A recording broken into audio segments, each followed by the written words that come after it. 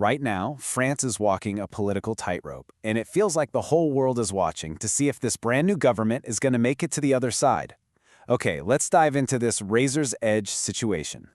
So this is the question hanging over Paris, isn't it? Can the new government actually survive? And we're not talking about long-term policy or some grand vision for the future. No, we're talking about basic, day-to-day political survival. The stakes really couldn't be higher.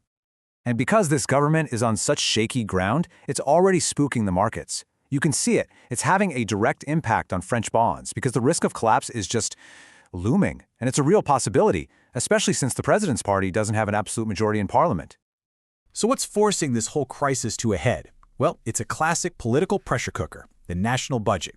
And that clock is ticking, and it is ticking very, very loudly.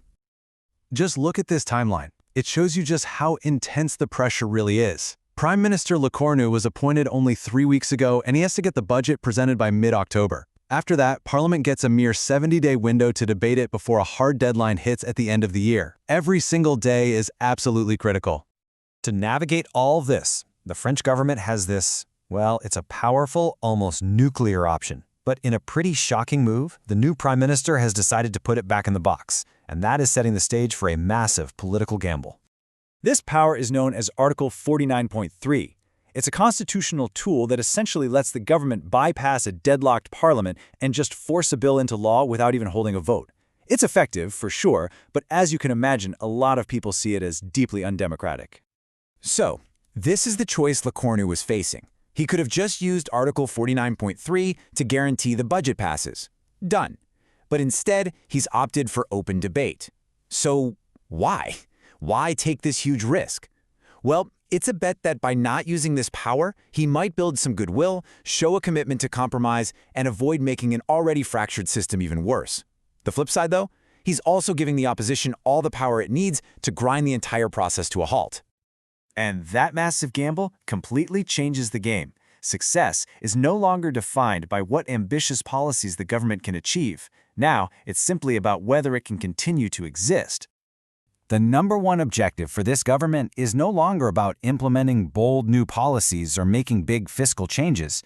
Right now, a win is simply survival. It's about getting through the next few months without the government completely collapsing.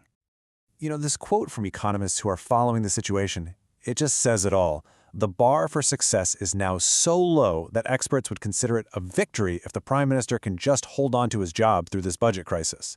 That's it. And there's a real, tangible cost to this focus on survival.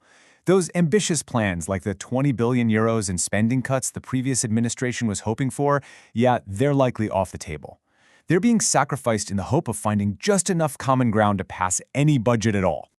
Now, for anyone watching this from the United States, there's a key difference here. France won't have a full-on government shutdown.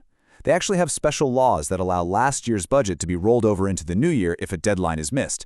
So, the lights will stay on. Which brings us to our final thought.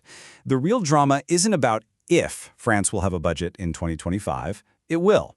The fundamental question is how that budget gets passed and what political capital, what policies, and potentially what government will be sacrificed along the way.